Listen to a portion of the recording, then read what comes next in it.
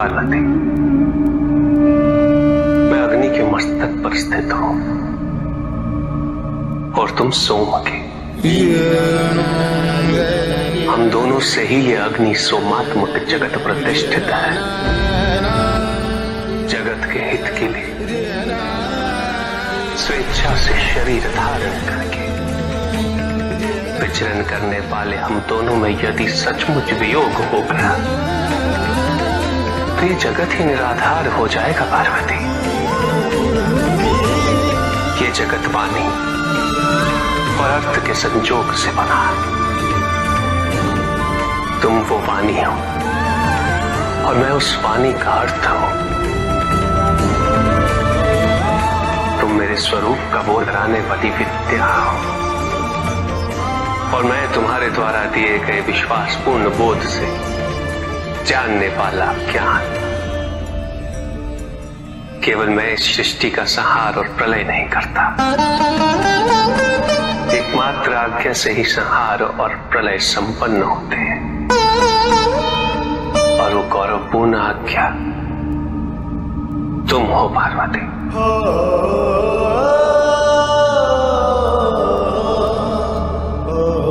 तो हम दोनों में खो देने की संभावना ही कहां है? और यदि खोया भी है तो हमने एक दूसरे को किसी और रूप में पाया है, किंतु उस रूप के मूल में तो केवल मैं हूं और तुम हो। स्वामी सर्वोपरि प्रेमे शिव शंकर, सर्वोत्तम प्रिय पार्वती, सर्वश्रेष्ठ पति परमेश्वर शिव, सदा सुहागन पार्वती। स्वामी, हमें बारंबार ये अनुभूति हुई है कि इस संबंध को बनाने में हमसे अधिक योगदान आपका रहा है। कभी क्षमा के रूप में, कभी धैर्य के रूप में, कभी प्रेम के रूप में, कभी साथ के रूप में। और आपके समक्ष तो हमारा योगदान निम्न मात्र है। इसके उपरांत आप इतने प्रसन्न कैसे हमारे साथ, सुखी कैसे हैं? क्योंकि मैं तुम्हें जो भी दे सकता हूं तुम उसे स्वीकार करते। तुमने मेरे प्रेम को उसके विविध रूपों में स्वीकार किया है पार्वती। सार्थक बनाया है तुमने उसे। और केवल यही नहीं, तुमने तो स्वयं अपने आप को समर्पित कर दिया। तुमने एक वैरागी शिव को गृहस्थ शिव के जीवन से परिचित कराया है।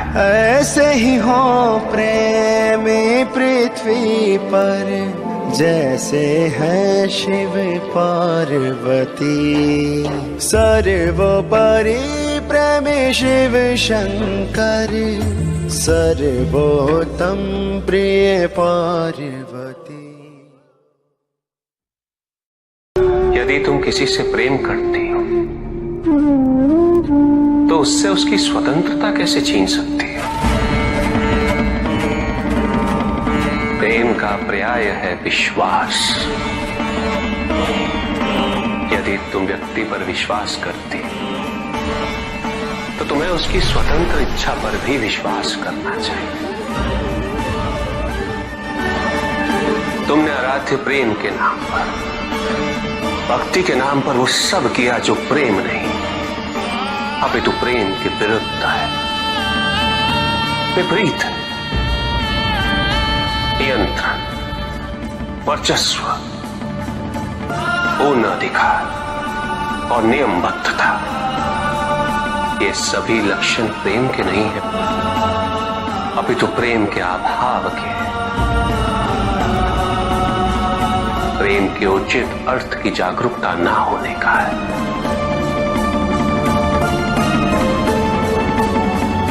कि जहां प्रेम होता है वहां कुछ आवश्यक ही नहीं होता।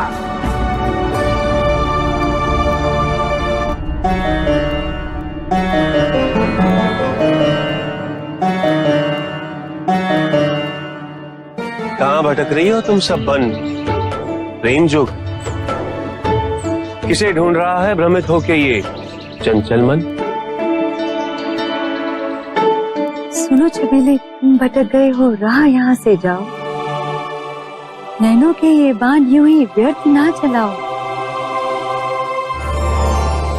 गिरता है जब प्रेम के ऊपर कहीं कोई भी आवरण, आता हूं मैं उसे हटाने, सिखाने प्रेम का व्याकरण।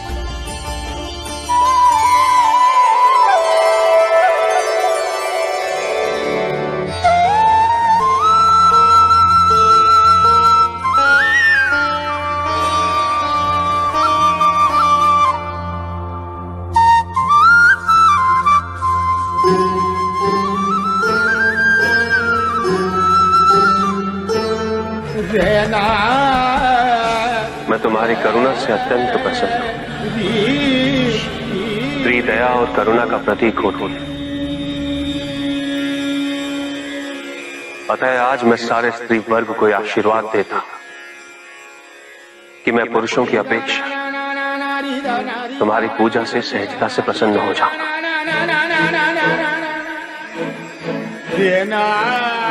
मैं ये वरदान देता हूं कि कोई भी स्त्री 16 सोमवार मेरी पूजा पूरी श्रद्धा और सच्चे मन से करे, मैं उसकी मनोकामना अवश्य पूरी करूंगा।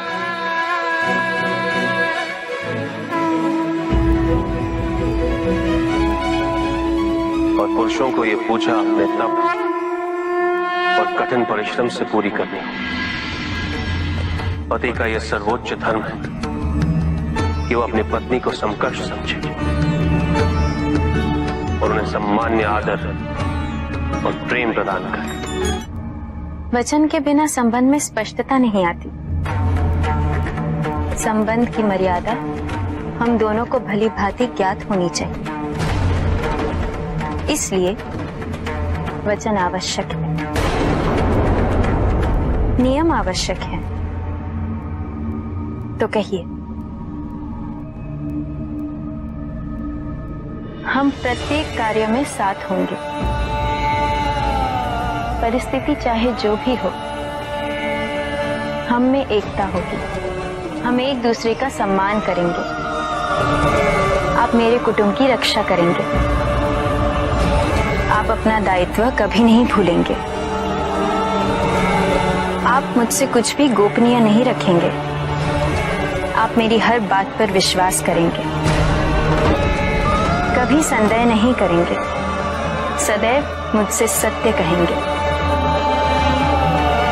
आप केवल मेरे बनकर रहेंगे, मेरे साथ।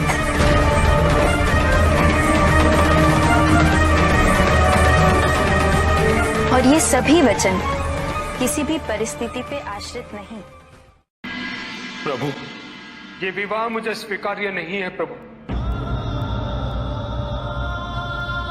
मैं मेरे जीवन का प्रत्येक क्षण आपकी सेवा में समर्पित करना चाहता हूं। मैं नहीं चाहता हूं कि मेरा कोई भी संबंध मेरे भक्ति को विभाजित या बाधित करने का कारण बने।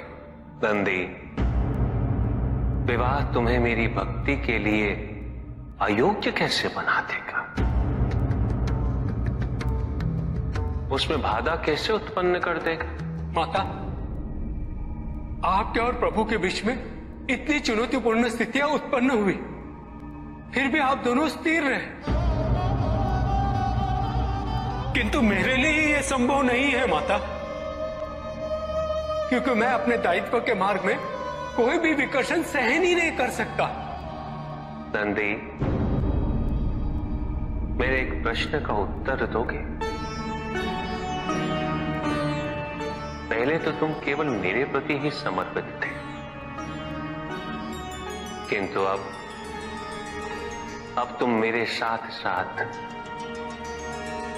पार्वती की भी आराधना करते हो।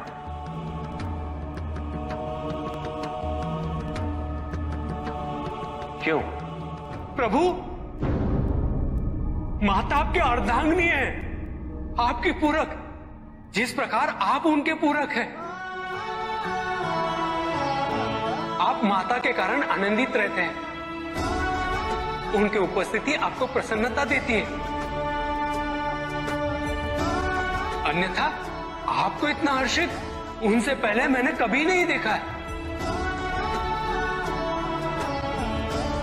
फिर कुमार कार्तिकेय का जन्म, अशोक सुंदरी का जन्म, और फिर हमारे गणेश का जन्म।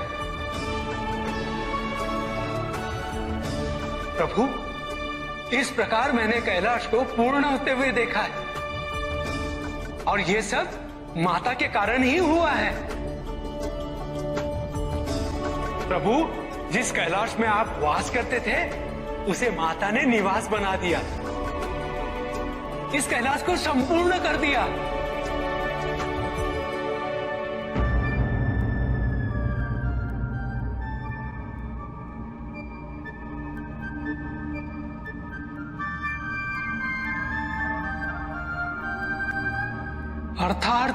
अर्थात व्यक्ति की पूर्णता हेतु विवाह आवश्यक है नंदी। जैसे स्वामी और हम एक दूसरे के पूरक हैं, उसी प्रकार तुम्हारी अर्धांगिनी और तुम एक दूसरे के पूरक बनोगे। विवाहित जीवन की अनुभूति, परिवार का सुख, उसके सुख और उसकी सुरक्षा के लिए संघर्ष, ये सभी अनुभूतियां व्यक्ति के विकास के लिए अनिवार्य है नंदी। किंतु प्रभु, मेरी स्वतंत्रता। स्वतंत्र तो वो नहीं है नंदी जो विवाह के विचार से भयभीत तो होते हैं या संकोच करते हैं, क्योंकि स्वतंत्रता तो वो है जो किसी भी विचार से प्रभावित ना हो, किसी भी सुख, किसी भी दुख से प्रभावित ना हो। और जो व्यक्ति इतना तटस्थ हो, जागरूक हो, उसकी स्वतंत्रता को तो विवाह से भी प्रभावित नहीं होना चाहिए। और फिर क्या गणेश, कार्तिकेय और अशोक सुंदर, ये सभी विवाह उपरांत परिवर्तित हो गए। क्या उनका विवाहित होना उनकी भक्ति और उनके समर्पण में बाधा बन गया नंदी? उनकी स्वतंत्रता में बाधा बन गया? क्या अपने माता पिता के प्रति उनका प्रेम और उनका सेवा भाव घट गया नंदी? फिर मेरे एक और पुत्र को ये चिंता क्यों?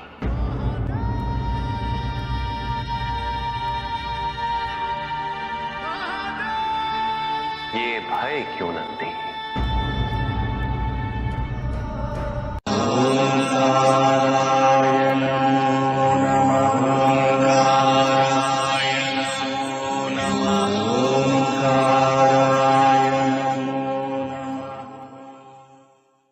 साधना नकारात्मक अवश्य हो सकती है पिपला, किंतु उपलब्धि तो विधायक होती है। साधना में अंधकार को खोना और प्रकाश को पाना है पिपला, असत्य को खोना और सत्य को पाना है। नकारात्मक शब्द तो इस बात के सूचक है पिपला, हिंसा इस सब का मूल स्वभाव है। हिंसा तो केवल दुख देती, और कोई भी व्यक्ति दुख चाहे ये संभव नहीं। इसलिए जो हिंसक है वो भी प्रतिपल हिंसक नहीं रह पाता। सभी के उद्धार के लिए मैं आपसे निवेदन करता हूं कि भक्ति का उचित मार्ग बताए हमें, ताकि मेरी भांति दूसरा कोई भूल ना करे। भक्ति मुक्ति का आधार है पुष्पधर, और मुक्ति तो केवल समर्पण से ही संभव होगी। और समर्पण के लिए पुष्प नहीं, स्वर्ण नहीं, आभूषण भी नहीं, रत्न नहीं, धन, विधि विधान नहीं, केवल अपने मन को अर्पित करना अनिवार्य है। जानना चाहते हो पुष्पधन कि वो कौन से पुष्प हैं जो मुझे अत्यंत प्रिय हैं? इंद्रियों का नियंत्रण, दया, शांति, तप, क्षमा, ध्यान और सत्य। और जब कोई मेरे इन पुष्पों से आराधना करे, मैं अवश्य प्रसन्न होता हूं। भक्ति में भव्यता आवश्यक नहीं है पुष्पधन, अपितु सरलता आवश्यक है।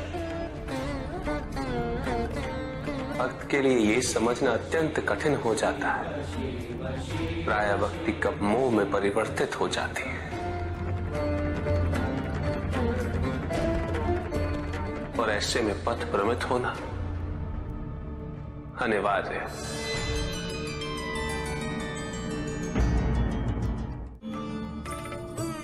इस संसार में, समाज में व्यक्ति का पद जितना ऊंचा हो, उसके कर्मों के परिणाम उसके पद के अनुपात में ही संसार को प्रभावित करते हैं। इसलिए समाज में उच्च पदों पर विराजमान व्यक्तियों को सदैव अपने दायित्व का स्मरण रखना चाहिए। उन्हें यह स्मरण रखना चाहिए कि यदि वो अपने पद की गरिमा को क्षति पहुंचाते हैं तो उनका पतन निश्चित है।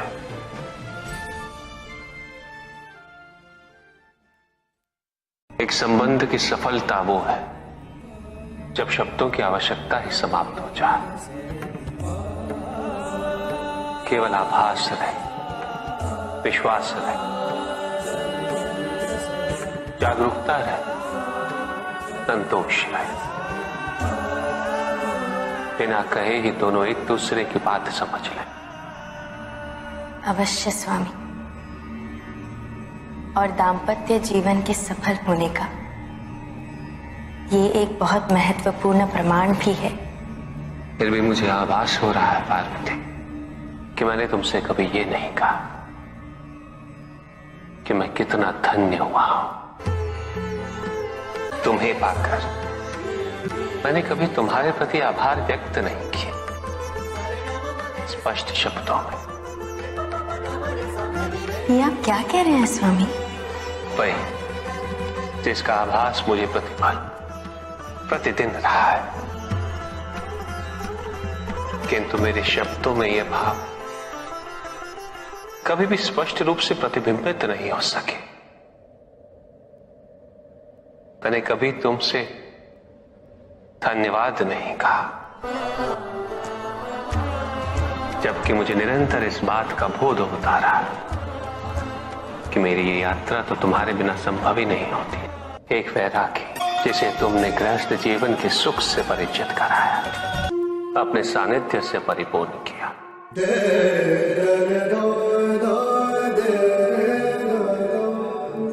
संतान का सुख दिया, पिता बनने का सुख दिया। यदि मैं पिता न बनता तो पितामह बनने का सुख कैसे प्राप्त होता?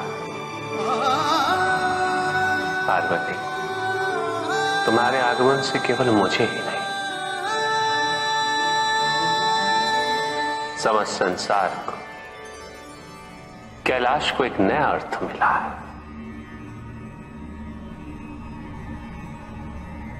स्वामी, कृतज्ञता व्यक्त करके आप हमें ऋणी बनाना चाहते हैं?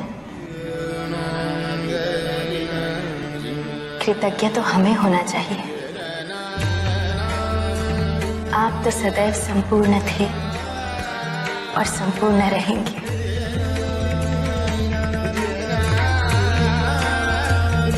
इसके पश्चात आपने हमें हर रूप में स्वीकार किया और हमारा जीवन परिपूर्ण किया। हमने ऐसे कई निर्णय आपकी इच्छा के विरुद्ध लिए। हमारा वहां बिन बुलाए जाना उचित नहीं होगा सती। हमारे वहां जाने से केवल तुम्हारा अहित होगा दाक्षायणी। अहित अहित अहित, आप तो ऐसे बात कर रहे हैं जैसे वो मेरे पिता नहीं मेरे शत्रु हो। ठीक है, आपको यदि मेरे साथ नहीं आना है तो मैं आपके बिना ही चली जाऊं। नहीं सती, मैं कदापि तुम्हें अकेले नहीं जाने दूंगा। आपको मेरी सौगंध, आप मुझे रोकेंगे नहीं। यदि वहां जाने से मेरा अहित होगा तो आप मेरा अहित होने के बाद आइएगा। आपको मेरी सौगंध है महादेव। सती, आप रुष्ट भी हुए, किंतु कभी भी आपने स्वयं को हमसे न पृथक किया और न होने दिया। तुमसे पृथक होकर अपने आप को दंडित करने की मेरी कोई इच्छा नहीं थी पार्वती। नहीं स्वामी, हमें आभास है हमने आपको बहुत दुख दिए हैं, और जब आभार व्यक्त करने की बात हो सकती है तो क्षमा की क्यों नहीं। रुक जाओ, महत्वपूर्ण ये वृक्ष है, इन्हें काटना बंद करो। ये वृक्षों में छांव देते हैं, फल देते हैं। वृक्षों के बिना इस पृथ्वी की कल्पना संभव नहीं। इनका संरक्षण किया जाना चाहिए, हनन नहीं। हम सभी को इनका संरक्षक बनना होगा। हम अपनी आवश्यकता हेतु इनका उपयोग करते हैं, ये क्या अनुचित है? यह आवश्यकता किसने उत्पन्न की, किसने बनाया ये नियम? तुम ये सोचते हो कि तुम शक्तिशाली हो और यह वृक्ष असहाय है। यदि तुम प्रकृति के साथ अन्याय करोगे तो प्रकृति अपना प्रचंड रूप धारण कर तुम्हें दंडित करेगी, और उस दिन इस संसार में तुम्हें अपनी नग्नता का बोध होगा। प्रत्येक वृक्ष को वर्षों लग जाते हैं उगने में, विकसित होने में, अपनी पूर्णता प्राप्त करने में। उसके पश्चात वो हमारा पोषण करते हैं, निस्वार्थ भाव से हमारी सेवा करते हैं। हम स्वयं इनका शोषण कैसे कर सकते हैं? तुम अपने आप को मनुष्य कहते हो। मनुष्य तो विचारवान होते हैं, संवेदनशील होते हैं। जो अपने स्वार्थ हेतु वनस्पति और जीव जंतुओं का शोषण करे, वो कैसा मनुष्य? जो तुम कर रहे हो वो प्रकृति पर अत्याचार है, और अत्याचारी सदैव अत्याचारी ही होता है। अपनी प्राकृतिक संपदा की रक्षा करना प्रत्येक मनुष्य का उत्तरदायित्व है। यदि ये वृक्ष विरोध नहीं करते हैं, उलाहना नहीं देते, तो तुम सबने ये समझ लिया कि इन्हें कष्ट नहीं होता। यदि इन वृक्षों को काटने पर रक्त नहीं निकलता, तो तुम सबने ये समझ लिया कि इन्हें पीड़ा नहीं होती। किंतु क्या कभी तुम सबने ये सोचा कि एक वृक्ष काट कर तुम प्रकृति से उसकी संतान छीन लेते? एक वृक्ष को काटकर तुम न जाने कितने ही पक्षियों से, पशुओं से उनका आश्रय छीन लेते।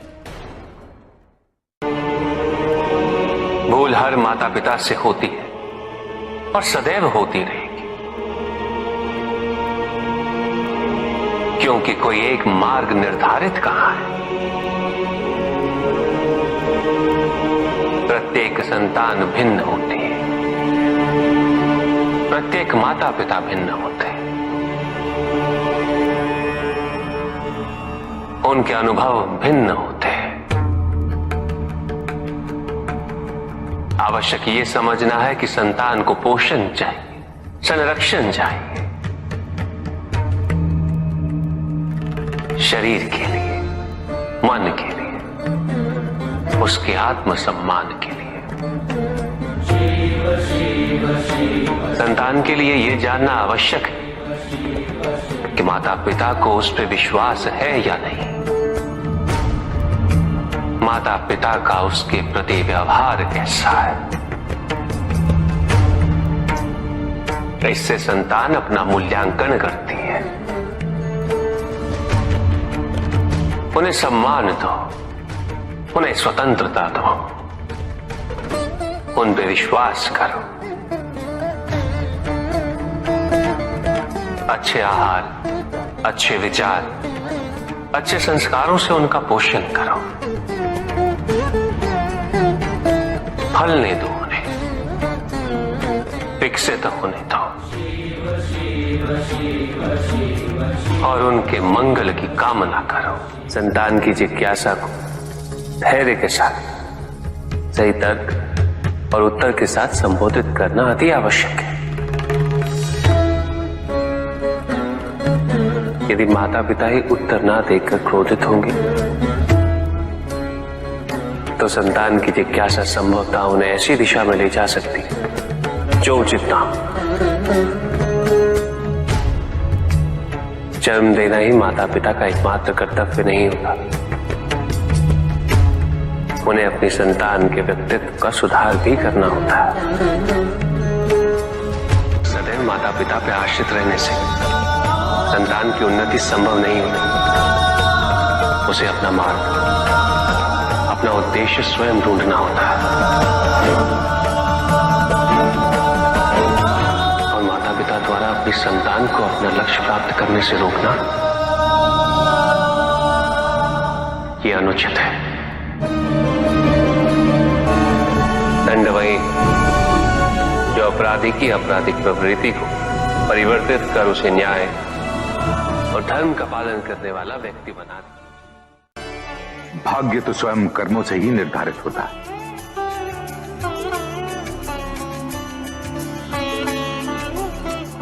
हमें ज्ञान चर्चा का विषय मिल गया है। तो प्रश्न ये है कि हमारा भाग्य हमारे कर्म निर्धारित करता है या हमारे कर्म हमारा भाग्य बनाते हैं। जब भी हम अपने अतीत की ओर देखते हैं तो मन में यही प्रश्न उत्पन्न होता है कि हम जिन परिस्थितियों में हैं, क्या उसका मूल कारण हमारे कर्म है या हमारा भाग्य।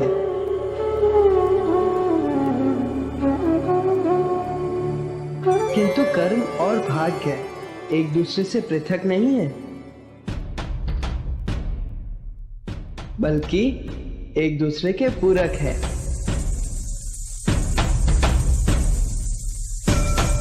कर्म से भाग्य निर्धारित होता है और जो भाग्य हम अपने कर्म से अर्जित करते हैं वही भविष्य के कर्मों का आधार बनता है।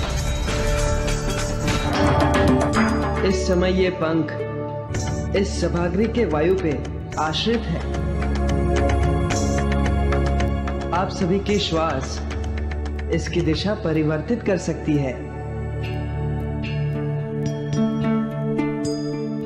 इसकी अपनी इच्छा कुछ भी नहीं, ना ही इसमें अपनी दिशा स्वयं निर्धारित करने की क्षमता है।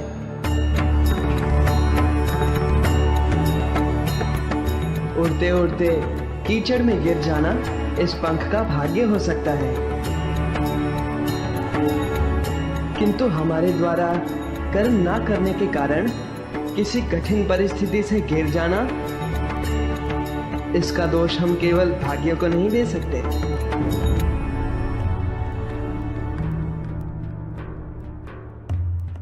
क्योंकि हमें अपने विवेक से कर्म करने की क्षमता प्राप्त है। यदि हम कर्म नहीं करते तो उसका फल हमें भुगतना ही होगा।